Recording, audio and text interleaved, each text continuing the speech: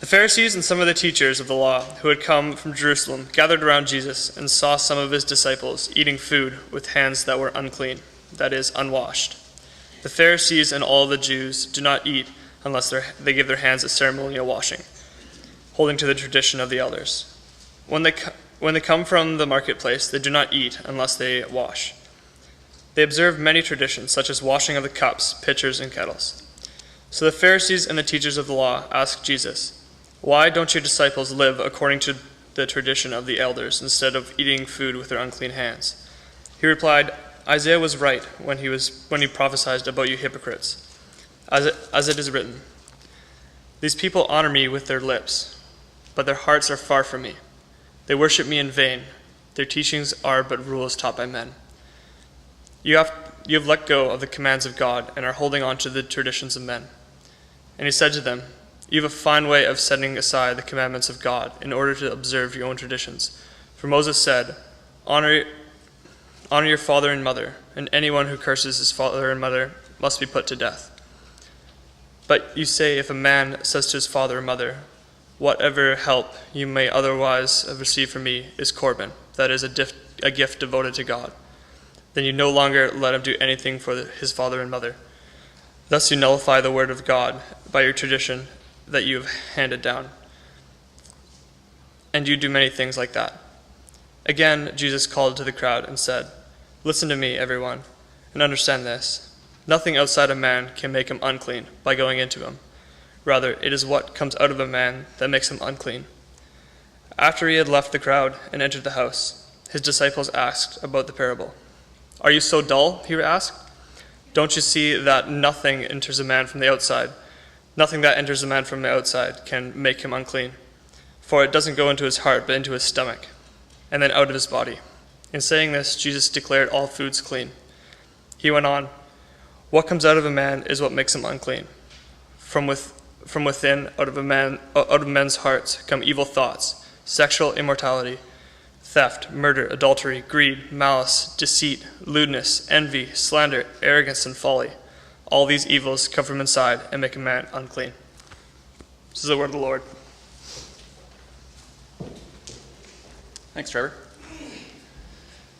Young Life is a ministry that operates in Canada and the United States and perhaps overseas, though I'm not sure about that. And it's a fantastic ministry. What they do is go into schools and they volunteer and they make great connections with the young people in those places.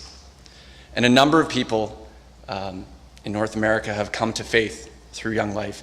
And actually, I'd like to ask if any of you here have come to a knowledge of Jesus Christ through the ministry of Young Life. Put up your hand. I'm sure there's got to be at least one. I mean, look at that. People. Tons of people. It's great. It's fantastic. And Jamie KIRK is the local area director for the Peninsula for Young Life, and he's going to be sharing a word with us this morning. So let's give him a warm welcome as he comes up.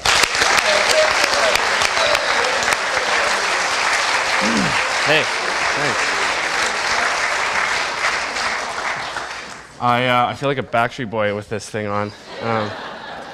Okay, I'm going to be doing things a little differently, so I want you guys to turn to someone beside you, and you're going to be telling a little story, so you're going to talk a little bit, be fairly quick, but I want you guys to tell a time of when you were, when you did something for someone else, and you thought they were going to love it, and they just didn't, like at all. Like it was just not good. Or, if you can't think of that, sometime when someone else thought that, oh, they would love this, and you just didn't, like at all. And so just think of that. So maybe it's a gift, maybe it's something you did for someone. So just go talk amongst yourselves, find a friend, tell that story.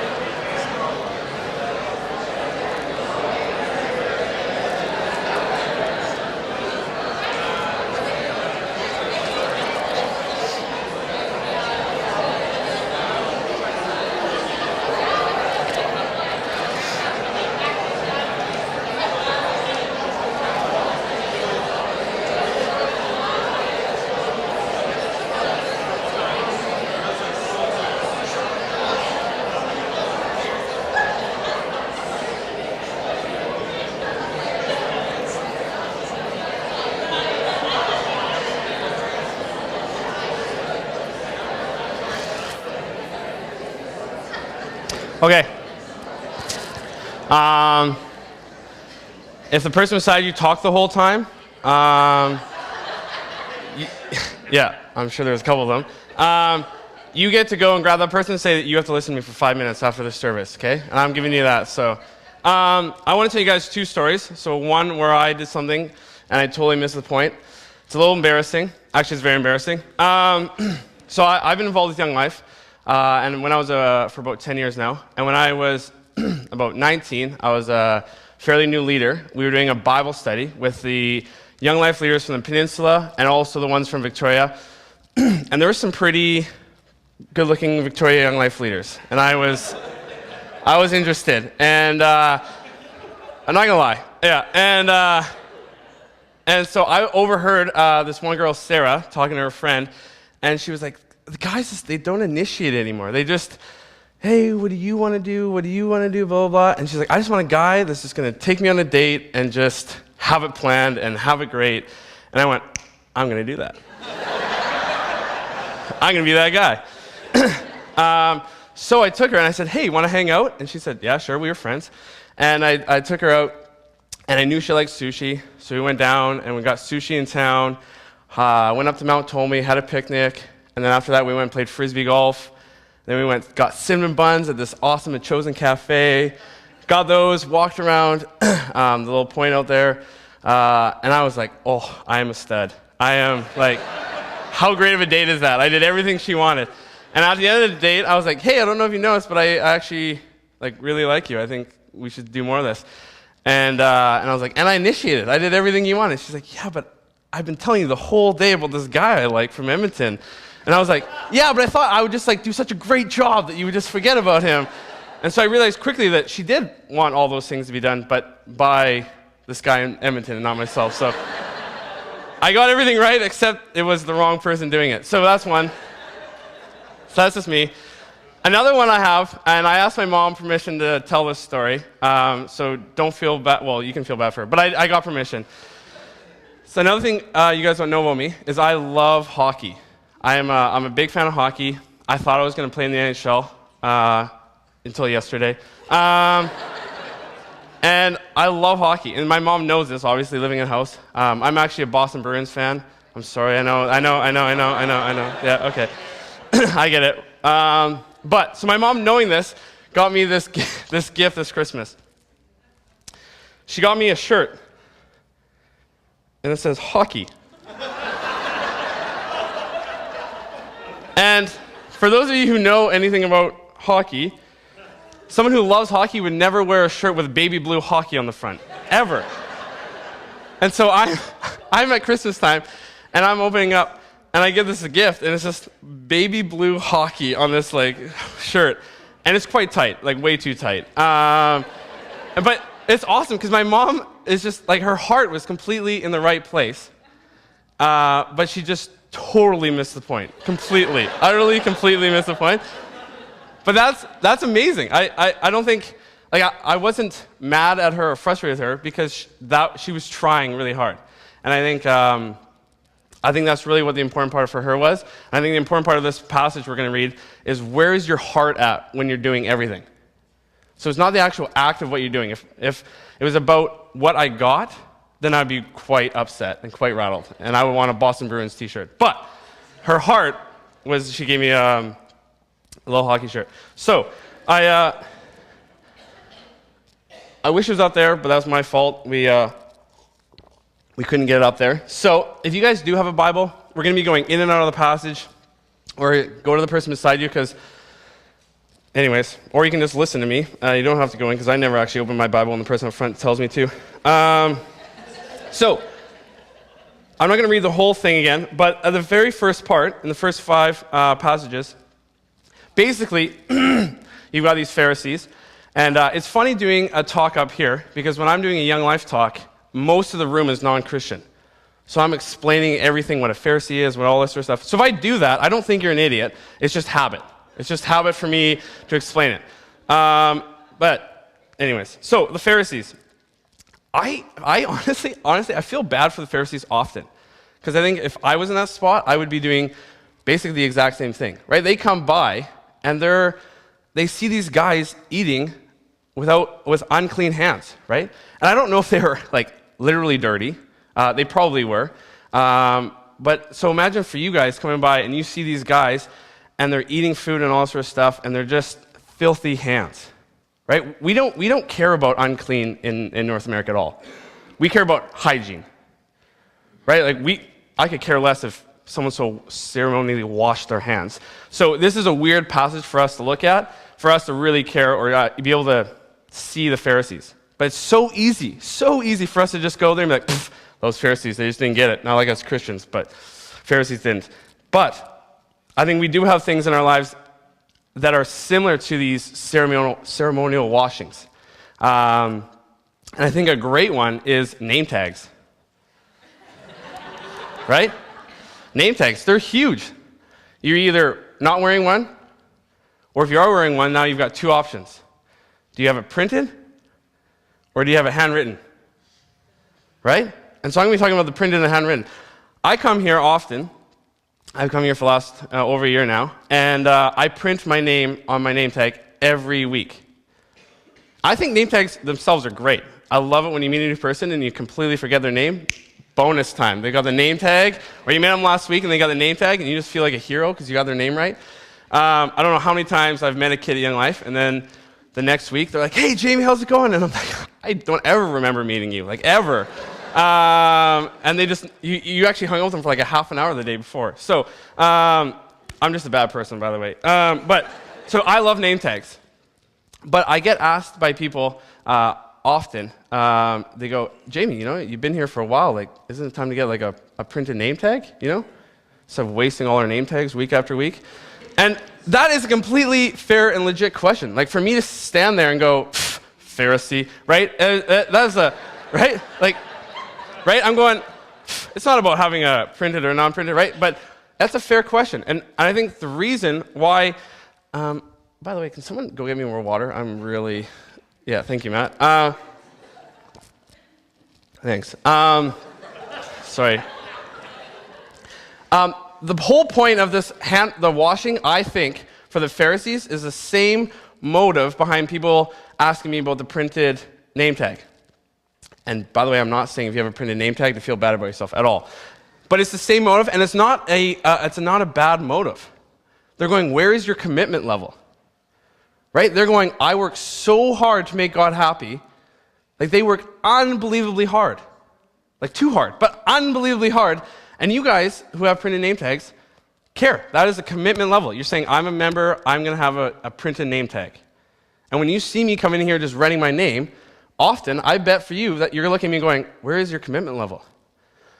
Right? And that's a fair question. And I'll tell you, the reason I have a printed name tag is because I love to bring young people to church. And I want them to feel welcome. And so when a grade 9 guy and I come in, and we come into church together, we come through those doors, that is probably the most awkward thing he's most likely done in his life. Like, to stand in a room with a bunch of people and worship a God that you don't even know if you really care about or exist. And then people have all got these like churchy traditions and stuff that you guys are like, yeah, that's what we do. But I was new to that, and it's an uncomfortable feeling when I first started coming in high school. Extremely uncomfortable. Wow, thank you, Matt.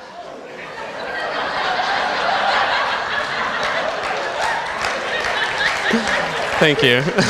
All right.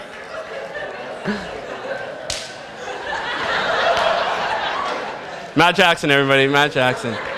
But I think, and so anything I can do to make that kid feel more comfortable, if we can both write our name tags together, just one thing that allows that guy to feel more comfortable, I'm going to do that. But that doesn't mean that a name tag that is handwritten is any better than your printed name tag. And it doesn't show, for me, any less commitment. But I want you guys to know as you're out there, and maybe you've thought of this, maybe you mostly probably haven't, but if you have thought about it, don't feel bad. That is not a bad thing. But I don't want us to just critique these Pharisees for asking these guys that simple question, like, where is your commitment level? Right? That is a totally legit answer, or a question, not an answer. Okay, printed name tags, blah, blah, blah. Okay, so My notes are amazing, apparently. The next one is, but he does get very angry. It's like Jesus gets very angry at these guys. It's in red. Usually when when you read red, you shouldn't argue with it. That's my philosophy. And so he does get very mad. And so I'm sitting there going, if I am not mad at these guys, and I understand why they're asking this commitment level issue, but yet Jesus is getting so angry, I better figure out why. And I think if you first hear me say why I think it is, you're going to hear, oh, this guy's a Sunday school answer, right? And I understand. But what he says is, these people honor me with their lips, but their hearts are far from me. And so you're going to go, oh, Jamie's going to talk about, it's the heart of the matter, right? That's such a simple little thing. But it is. It's huge. It's very important. And I think we need to do that with every single thing that we do that we think is doing great things for God. We need to look at it and go, what is the heart? Why are we doing this? Every single thing. Why are we sitting in chairs instead of sitting cross-legged? I don't know. I have no answer. That's just a random thing. But we should look at those things. Everything. Candles. Why do we have candles instead of cool LED lights? Right? It's the heart of the matter. It's the heart of the matter. Why do we wash ceremonially? If those guys want to wash and do all this sort of stuff, I don't think God was mad if they washed and ate with nice, clean hands. But it's the heart. It's why they're doing it. And Jesus has a little bit of talents that we don't have, is he can see people's hearts. It's really hard for us to do that.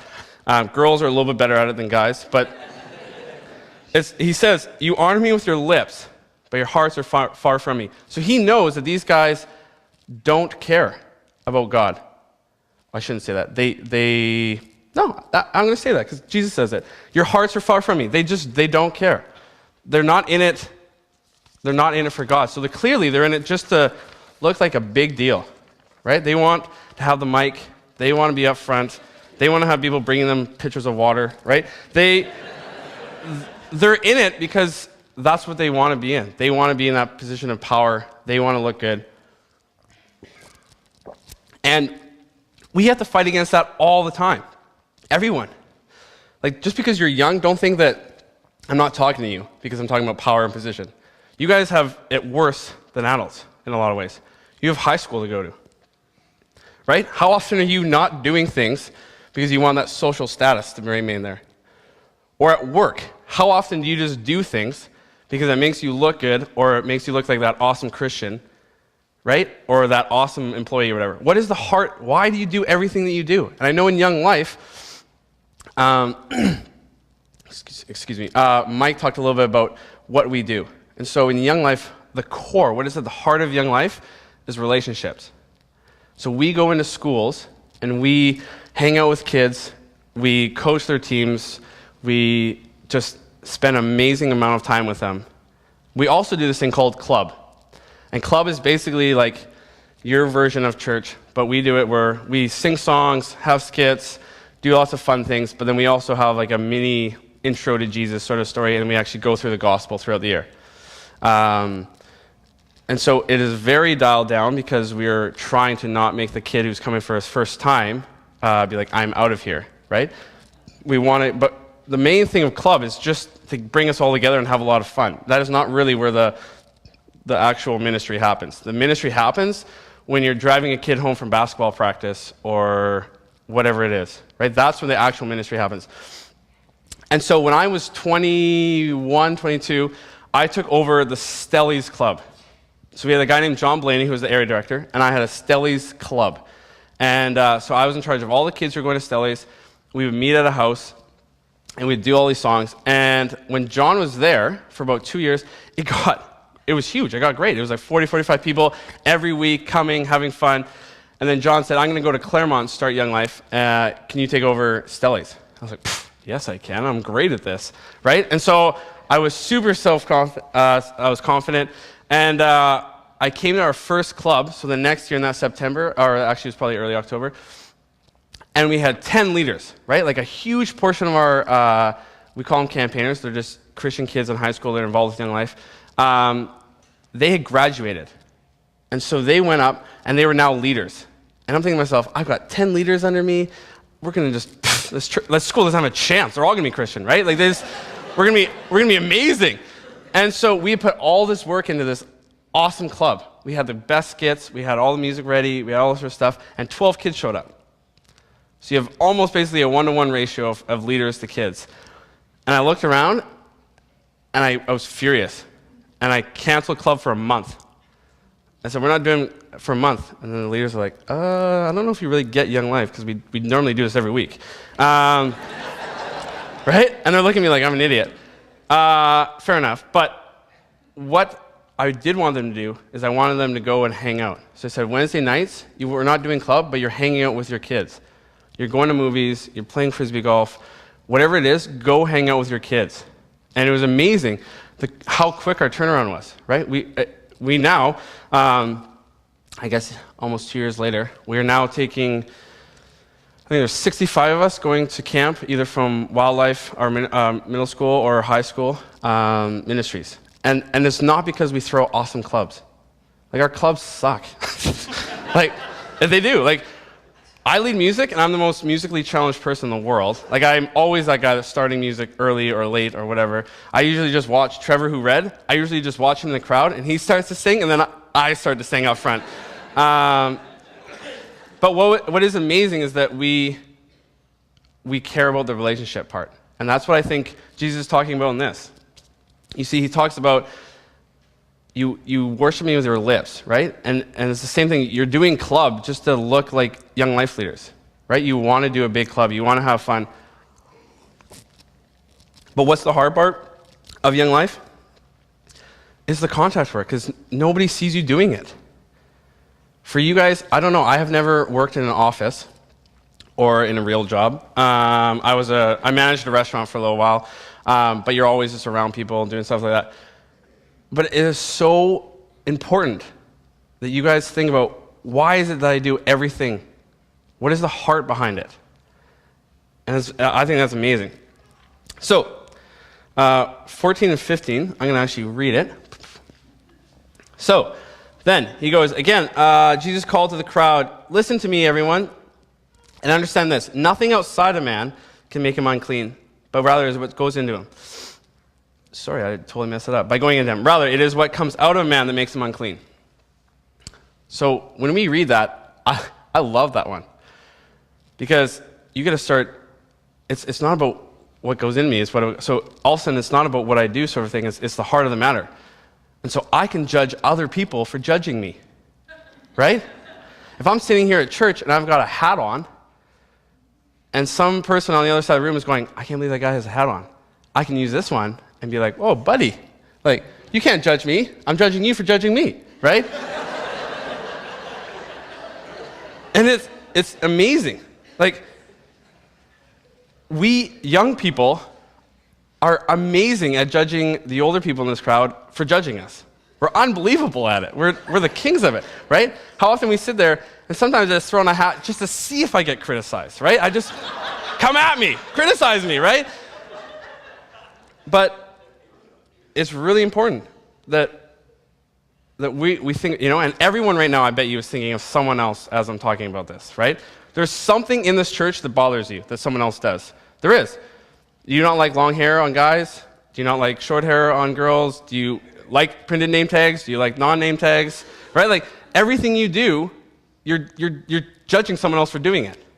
And I think that is fine, and it is great, but we need to look at what is the heart. And so I don't think it's a bad thing to criticize people for those sort of things, but I think we need to figure out, why are they doing what they're doing? Why is Jamie writing a printed name tag? Why are we canceling club? Those are the questions we need to ask. Why do people wear hats? I almost wore a hat during this, but I thought you guys would kill me. But I almost wore a hat. And you know why? It's because I wear a baseball cap when I do Young Life talks. Why? Do I want the awkward shade over the eyes so you can't really see me? No. The reason I do it is because kids who are there for the first time hear a guy talking about Jesus wearing a baseball cap. And all of a sudden they just feel that little bit of, maybe I can get to know Jesus a little more if I can wear a baseball cap. Right? It's the why. But if I come up here and just wear a baseball cap, that's a dumb thing. All I'm doing is just trying to rattle you people just for fun. And that is kind of fun for me. But But that's not the point, right? So at my heart, I have to look at why do I do what I do? Why am I up here? Verse 16 to 19. Okay. Actually, it's 17, but anyways. After he left the crowd and entered the house, his disciples asked him about this parable. And then he says, are you so dull? Just a side note, being a disciple would have sucked. I don't know what you guys feel like, but being a disciple would have been the worst. Like, imagine how frustrating and confusing this would have been. Every time he's talking about his death and resurrection and all this sort of stuff, and he's just always talking parables and all sort of stuff, and you're like, it's confusing for us, and we have 2,000 years of people studying it to tell us what it means, and we have the backstory, right? So anyways, that's a side note. I think being a disciple would have sucked. But anyways, and he says, don't you see that nothing that enters a man from the outside makes him unclean? For it is not go in his heart, but rather in his stomach, then of his body. And then it goes, in saying this, Jesus declared all foods clean. So I'm just up here. I'm going to declare all name tags are clean. Okay? Whether you have a name tag printed or handwritten, all name tags are clean. And then it comes to a part that doesn't really fit the rest of the story as well, because he starts going on to actual actions, right? He starts talking about all these things. He lists this whole thing, right? He goes, all these evil thoughts, sexual immorality, theft, murder, adultery, greed, malice, deceit, lawlessness, blah, blah, slander, all this sort of stuff he starts listing, and by the time you get halfway down the list, you just stop caring, you're just reading. And so I was thinking about what do all those things have in common, sort of a thing. And I think the real thing that they do is they kill relationships. Any of those things, they just completely kill relationships. Yeah. I know sexual immorality is huge amongst men. It kills. I'm not going to get into the whole talk, don't worry. But it kills relationships. There's other ones in here.